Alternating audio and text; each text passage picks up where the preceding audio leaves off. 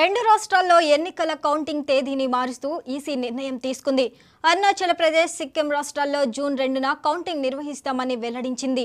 నిన్న విడుదల చేసిన షెడ్యూల్లో తొలుత జూన్ 4న కౌంటింగ్ ఉండగా, ఆ రాష్ట్రాల నుంచి వచ్చిన విజ్ఞప్తుల మేరకు కొత్త కౌంటింగ్ తేదీని ప్రకటించింది.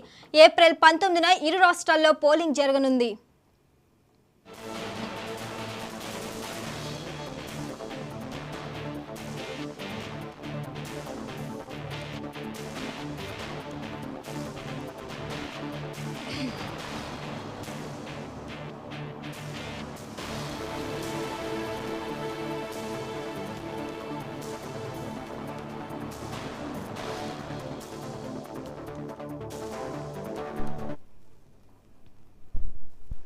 రెండు రాష్ట్రాల్లో ఎన్నికల కౌంటింగ్ తేదీని మారుస్తూ ఈసీ నిర్ణయం తీసుకుంది.